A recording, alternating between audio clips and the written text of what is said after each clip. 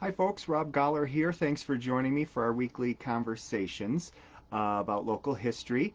Just a quick note, most of you don't watch live, but we're currently in the middle of that Tuesday heavy windstorm that's knocked the power out in and out a couple times already. So if we lose our connection right now, I'll just start over and do another video. So hold tight if that does happen. But this week I'd like to talk. I've gotten several comments and questions about the article I wrote. I do a monthly column, as many of you know, for the local newspaper, and just to have out there for history's sake.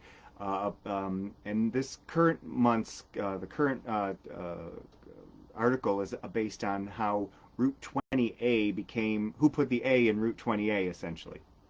And there was actually a huge debate, and I'll let you read it. I put the link to the article in the East Aurora Advertiser's website in the comments.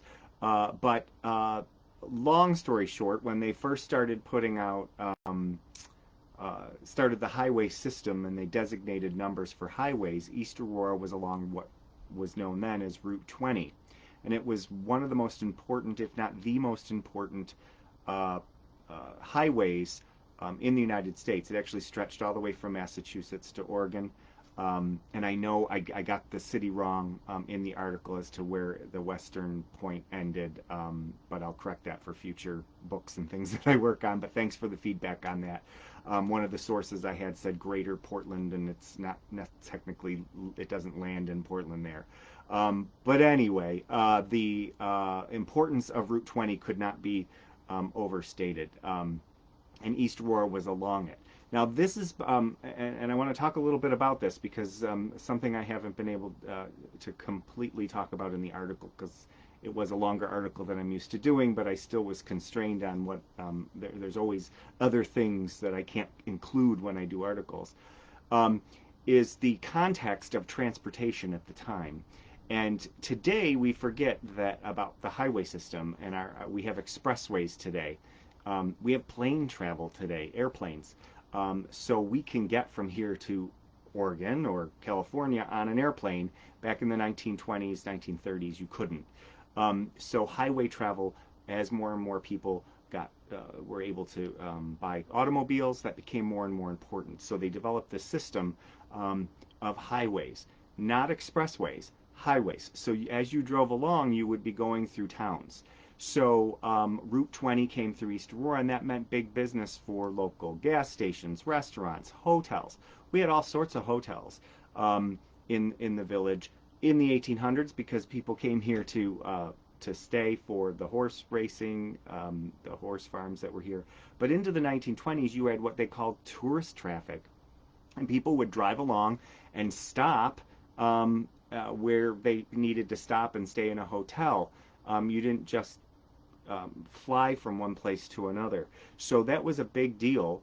And like you would today, if you're driving down to Florida and you stop halfway, and there'd be a small hotel in a town somewhere, that's what's happening.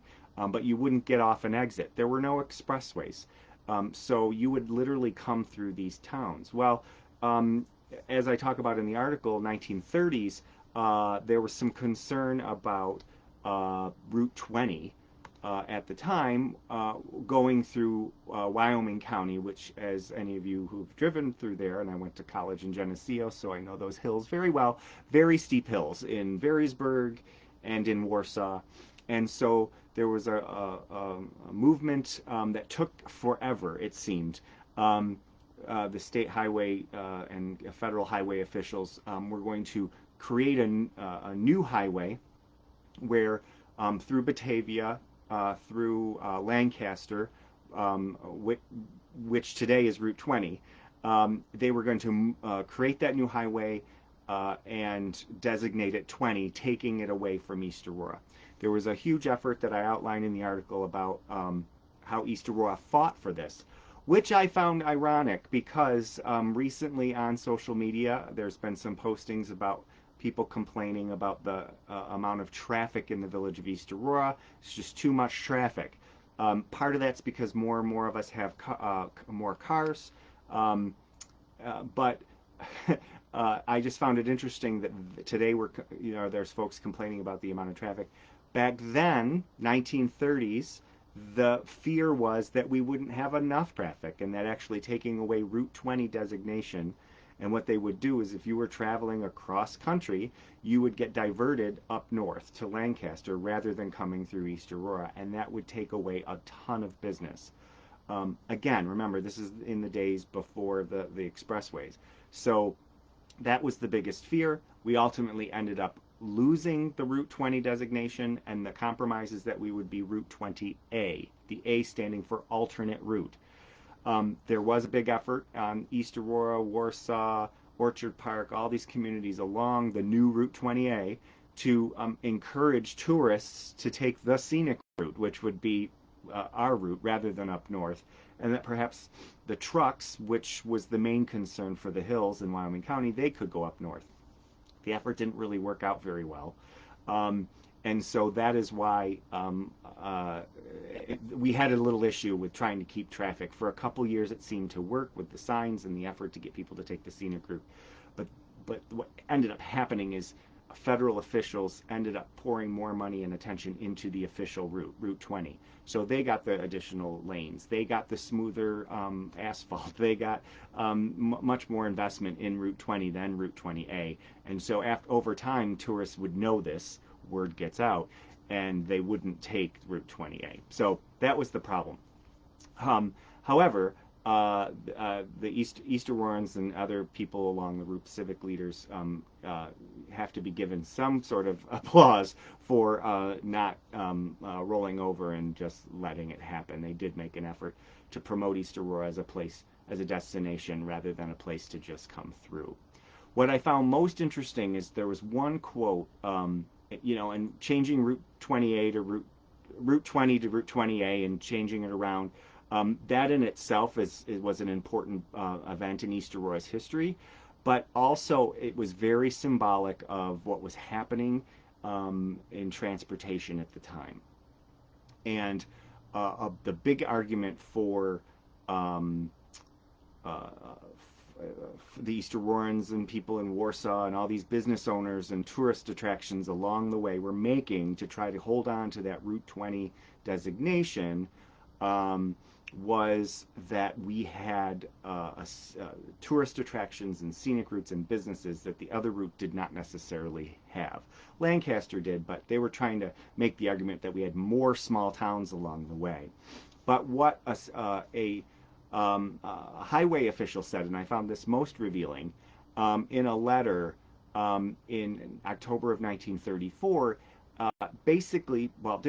just came out and said that in the beginning, when highways were first developed, and remember these highways were not expressways like we know today, they would go through all these little towns, and they were designed with the local towns in mind. How to get to benefit the businesses along the way, the residents along the way, how to get people to be able to travel those short distances from one place to another within their small communities. That switched in the late 1920s and early 1930s to being more concerned about getting people from one place to another, regardless of the impact on local communities. And I was actually quite surprised that this highway person would come out and say this. And the quote is, "When state highway construction was first started, the idea was not to serve the traffic so much as to serve the people who lived along the road." I think, this is the commissioner talking, I think that at the time, that it was perfectly proper, it was a perfectly proper idea because touring was almost unknown in those times, and practically all the traffic was local traffic. So people didn't go in their cars far away. They would take the train and other modes of transportation. But as these highways became more easily to drive, you could go to interstate traffic. It just became more exciting to go in your car and travel somewhere. So then he said the situation is now almost completely reversed, and the idea in the construction of roads now is to serve not the men nor the businesses along the route, but the traffic that wants to use the route. came right out and said it, that the local community's benefit is not, and the business benefit and the Chamber of Commerce benefits of highways was not what they took into consideration anymore. It was to get people, get trucks. Again, truck traffic became more important. They used to use trains exclusively, and then now they were using highways to get um, uh, um, merchandise and supplies from one place to another. So building the roads had less of an impact. With the concern of the transportation officials was less of how it impacted the local communities, but getting people and things and goods from one place to another. And that was the switch.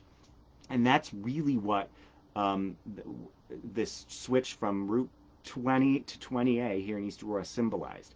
They were looking, transportation officials were looking for the easiest way and most efficient and, yes, safest way to get people and goods from one place to another. And that the tourism idea of it was secondary, the impact on local communities. They wanted to make sure people could get from one place to another. So how to get people most efficiently from Massachusetts to Oregon, cross country, on what was known as Route 20. So we fought here in East Aurora to keep the traffic. We wanted the traffic here. Well, this sort of became a moot point after World War II, and of course, and the highway initiatives, the infrastructure initiatives of the federal government after World War II to build superhighways, expressways. So Route 400, the Thruway, all came out of these efforts. So today, when you travel to, say, even if you're just going to Pittsburgh or going to New York City in your car, you're going to take the Thruway or an expressway down. You're not going to drive along a federal highway through towns along the way. Some of us might take the scenic route, but highways were built. So the fact that Route 20 was taken away from us really became less of a point because people could now take expressways. So if you noticed, if you look back in the old newspapers, you'll see communities like ours, East Aurora, other small towns, to attract people, they became a destination. You see the advertising change a little bit. A lot of these small towns were putting booklets out. Come to East Aurora, not just because you're driving through, but because we have things that are fun to do, tourist attractions, and talking about the amenities. So that sort of switched. It switched from just relying on people driving through from one place to another and they would stop here, to actually becoming their destination, which is in the 1950s and 60s. You see that start to happen, and it even trickles into the 90s as we get the resurgence of the Roycroft here in our community. That it's just how that worked out over time. What I find interesting is that back in the 1800s, the train, everybody wanted the railroad. The railroad signaled prosperity. And here in East Aurora, it took decades to get the railroad here. There were a couple companies, railroad corporations and companies that tried to get railroad built here. There were so many issues, as one could imagine, with rights of way and purchasing property. And so some of these companies failed. But the company that, the railroad that did come through, which eventually became the Pennsylvanian, it's actually still the railroad that's through here. Everybody wanted the railroad through their community. And what I find interesting is East Aurora, there was actually a battle over whether it should be at the east end of town, up by the Vidler's End or the theater end, or down at the west end where the Circle is today. And there was actually a battle about that. And one of the biggest reasons it's at where it is located, where it comes through East Aurora, is because Aaron Riley, who owned a lot of the property and was a big controlled a lot of the community on the east end. He owned a lot of property, had a lot of business interests on the east end. He wheeled and dealed and was part of the railroad and got it on the east end of the village. So that was what was interesting, is that I find that they wanted the railroad, even though it had a lot of downsides, and that could be another subject. But there's no coincidence that the village jail was placed right next to the railroad for a period of time, because that's where a lot of the crime was happening. The railroad, in addition to bringing prosperity, also brought crime. But that they were clamoring to have the railroad through their community, Same with the highway. They wanted Route 20, not 20A. They wanted the traffic. And when the Route 400 went in the late 1960s and 1970s, remember, it's a little different. It's a limited access highway that you have to get off and exit. And the impact on the community wasn't people driving through. They were driving over us rather than through our community. What I find interesting is, it kind of flipped, where people wanted the highway through the community and the railroad. But in the late 60s and 70s, people didn't want Route 400 coming through their end of town. And actually, the original route of Route 400 was supposed to be over at the Knox end of town, through Knox Farm, actually, where Knox Farm is today. And again, a lot of power play going on, and it changed over to the east end of the village where it is today. And there was still controversy over the path of the Route 400 and how it would cut into the hills outside of the village. So there was a lot of back and forth. But what I found interesting is that the change in how we view traffic is, in the 1800s, we wanted the railroad coming through. We wanted the railroad traffic. In the 1920s and 30s, we wanted the car traffic coming through. And when it became highways and expressways, we didn't want it in our end of town, because there were more negatives than positives seen from it. Of course, the expressways do bring industry as well. But it's just different. And again, it goes back to that comment I believe that commissioner made, was the switch in how transportation officials view highways, rather than a benefit to the local community, getting people from one place to another. We also have a lot more cars than we do today. So some of us remember a family, we had one car. And today, families on average have more than that.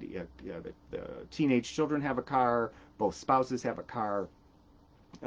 So there are just more cars out on the road too, which changes our view of how the traffic is handled, and they have to handle traffic in a different way. So I just find that interesting, how our view of traffic over the years has drastically changed, and we go from don't take Route 20 from us to we have too much traffic. And I think that's interesting how that view has changed. So please take a look at the article if you haven't read it yet. I found it fascinating, the history of the main highway that goes through our community, and the evolution of it, and how things have changed over the years, and how we view traffic, and how it's changed. Our perception of traffic has changed with the technology of highways and things like that. I just found it interesting. So thanks again for joining me. And please leave comments, questions. Next couple weeks, I'm actually going to answer some questions that have been posed to me. So I look forward to that. Again, stay safe out there in that wind if you're out there today, and we'll talk to you next week. Thanks.